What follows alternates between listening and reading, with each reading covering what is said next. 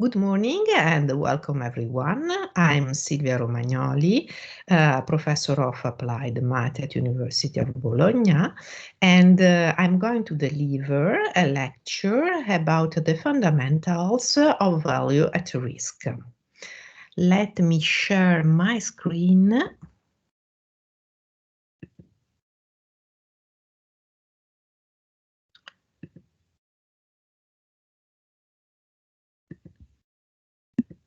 Okay.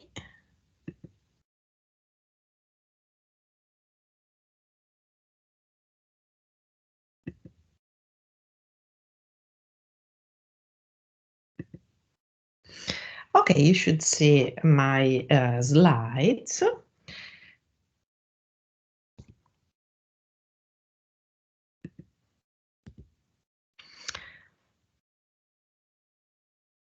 Okay, here the table of contents. After a brief introduction of value at risk, I formally define this risk measure and then focus on the parametric method to compute it. Finally, an empirical example will clarify every step, making real the previous theoretical description. Okay, so the aim of this lecture is to focus on the evaluation of a risk measure able to represent the maximum potential loss of a portfolio or of a single asset within a given time horizon and at a given confidence level. And I would like to give you the intuition of value at risk, and we pass to describe the parametric method and in particular how it works, and we discuss its pros and cons. Let me anticipate that the risk to record losses in a single position of our portfolio is usually identified as market risk. We can classify the market risk into 5 categories. Which refers to adverse variation of particular asset classes or variable. They are exchange rate, interest rate, stock prices, commodities, and volatility. Every market risk is evaluated by different risk measures, which must be aggregated in order to have a full perception of the risk, which globally represent the financial portfolio. Value at risk models, which has been introduced at first of the 18 by commercial bank, are exactly the answer to this request of aggregation.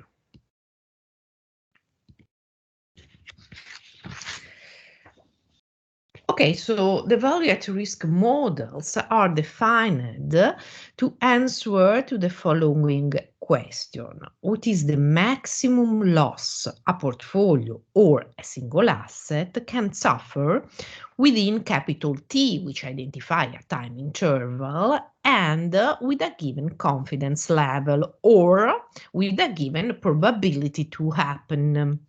Therefore, the key factors are, first of all, the confidence level, which is less than 100%, because we deal with the potential loss instead of certain damages, and the time horizon, capital T.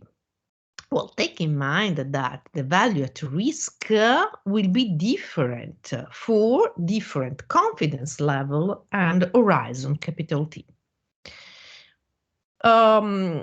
Well, based on the definition of the value at risk, we can mathematically represent it in terms of the probability to have a loss greater than the value at risk. This loss, noted here as L, is referred to a time interval, and such probability is constrained to be equal to 1 minus C, where C stands for the given confidence level.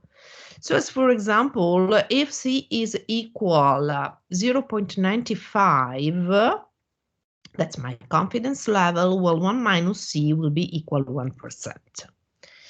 Equivalently, we can implicitly define the value at risk in terms of portfolio's returns instead of loss.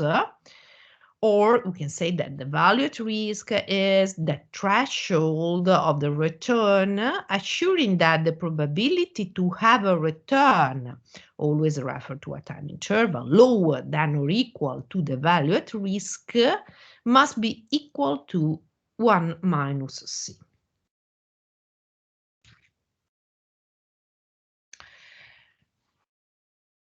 As mentioned before, I will introduce the parametric method to compute the value at risk. Well, this method, also called variance-covariance method, is based on historical information concerning the portfolio's return. Well, the main assumption is to have normally distributed return with mean mu and standard deviation sigma. Therefore, the variance is the most important information for the computation of the value at risk, of the parametric value at risk.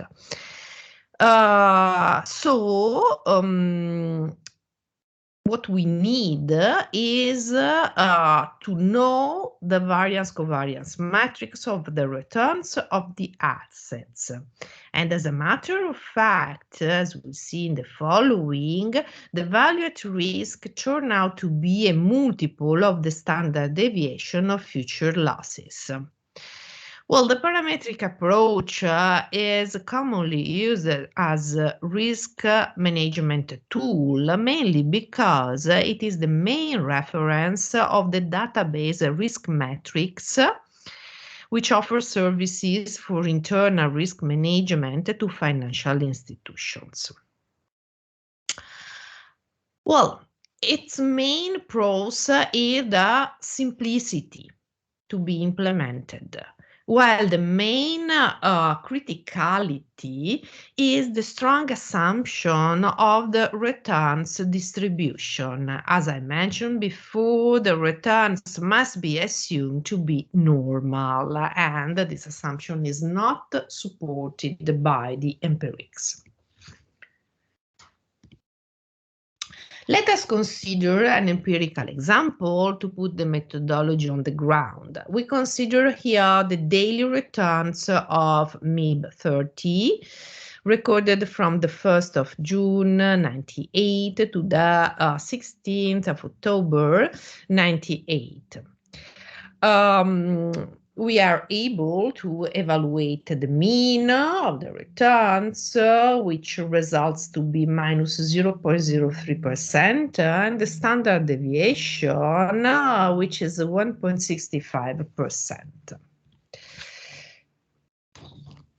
Given the historical data, we recover the histogram you can see in the picture below.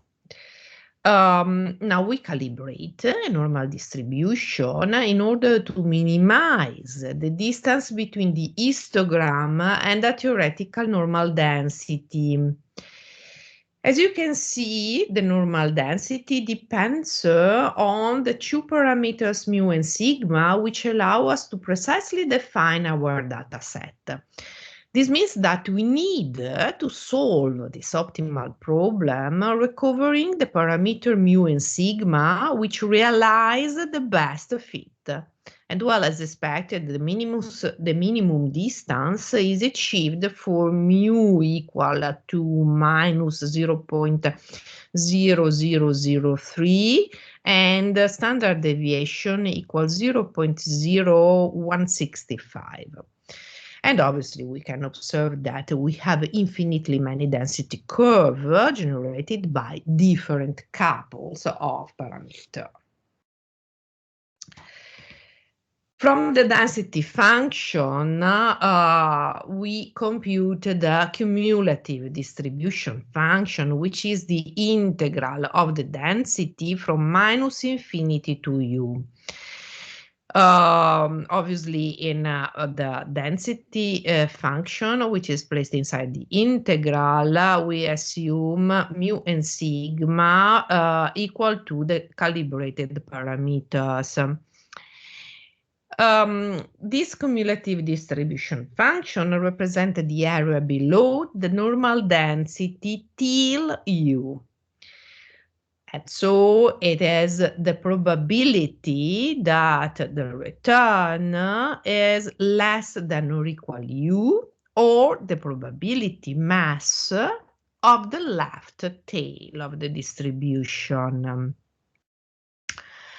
An interesting property of the normal distribution is the normalization, which allows us to reduce any normal distribution to a centered and reduced one. That's to say, we can reduce the computation to a so-called standard normal distribution where the mean is equal 0 and the standard deviation is equal 1.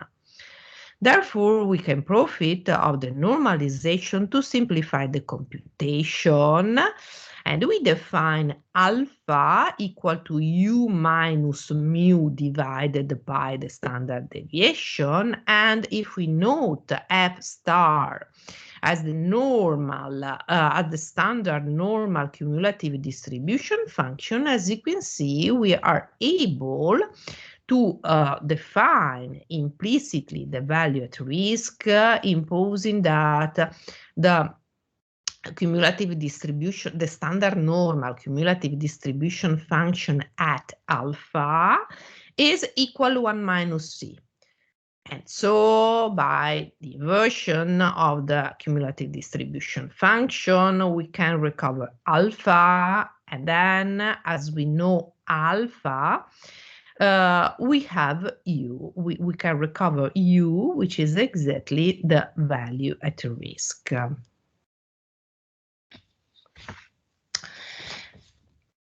Here, we assume that the confidence level is equal 95%, which implies that alpha is equal minus 1.65, and then the value at risk results to be minus 2.7525%.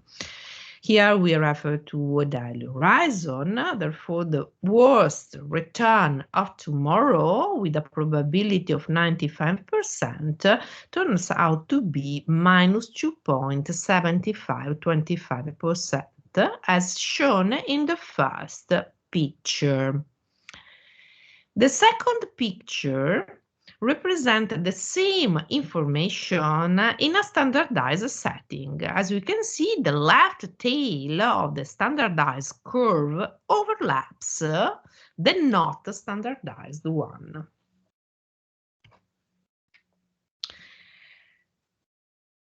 It is a common practice to assume that daily returns have a zero mean. Therefore, the value at risk turns out to be a multiple of the standard deviation. Moreover, since the returns in the left tail are negative, there is no ambiguity if we change the sign of alpha. Alpha is called scaling factor, allowing then for a positive value at risk. Finally, we observe that the value at risk is a function of the standard deviation of portfolio's returns and a scaling factor which depends on the confidence level. As for example, alpha is equal to 0.32, for C equal 95%. Alpha is equal to, for C equal 97.7%, and alpha is 1.65 for C equal 95%. Answer: the greater C, the greater alpha. And a greater alpha corresponds to a more pessimistic behavior concerning the future extreme losses, and consequently to a more conservative policy by the retention of a greater protection fund otherwise invested in a more profitable way. Therefore, the confidence level we choose reflects the degree of risk aversion. And a possible criterion to identify the best confidence level is suggested by Bank America, whose policy, in order to preserve double A3 rating, suggests to consider an annual default probability equal to 0.03%, which, based on statistics elaborated by the rating agencies, means a confidence level equal to 99.97% and a level of alpha equal to 3.43.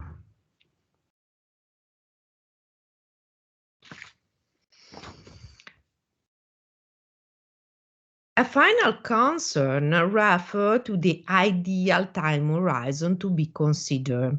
In the previous empirical example, we considered daily returns and evaluated the daily value at risk standing for the maximum loss of tomorrow.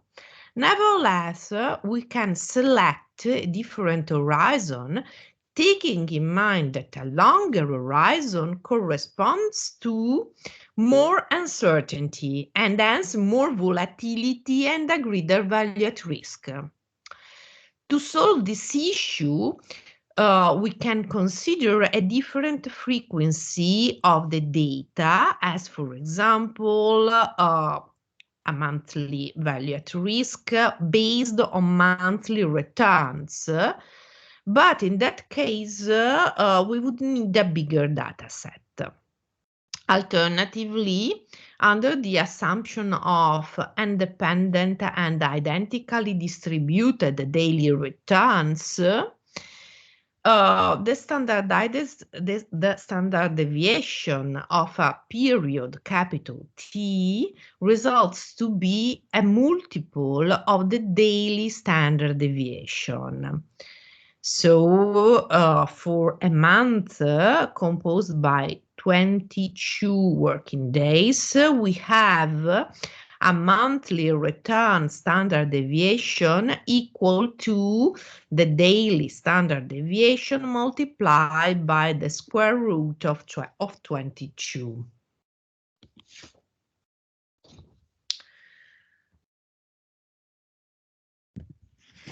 To sum up, the parametric VAR is based on the following hypotheses. Normal distribution of the returns with null mean, stationary variance covariance matrix in order to justify the historic sample mean estimation of the standard deviation. Moreover, the returns of the assets composing the portfolio are assumed to be independent and identically distributed. At least they are normal in order to assure that the portfolio returns is normal too. this distribution assumption is not supported by the empirical evidence. As a matter of fact, financial returns exhibit fat tails and negative asymmetry, and consequently, the return aggregation is not so simple for more realistic dependent structure. At this extent, copulas could be a useful tool. Finally, we observe that the value at risk does not give any information about the amount of losses or about the mass of the left tail. So as for example, if you look at this picture,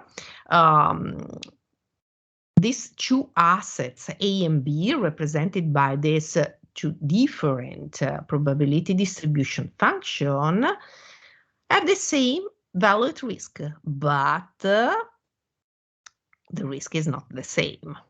Okay, if you look at the red areas.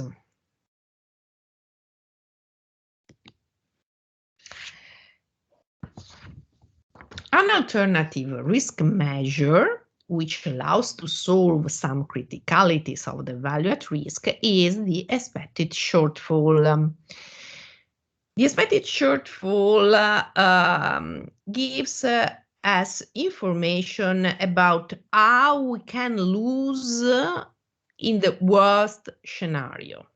That's to say, it gives information about the expectation of the returns conditional on having a returns lower than the value at risk. The value at risk is also a not coherent measure because it is not subadditive, meaning that it contradicts the diversification principle, stating that the diversification allows to reduce the portfolio risk. On the contrary, the expected shortfall is a coherent measure, and actually the financial requirement of bank institution are defined in terms of expected shortfall instead of the value at risk. I'm referring to the Basel III requirements. Finally, let me list the evaluation steps of the expected shortfall. So first of all, we need to evaluate the value at risk with a given confidence level. Then we must compute the mean of the returns which are lower than the value at risk. Here you have some useful references for further reading. And thank you very much for your attention.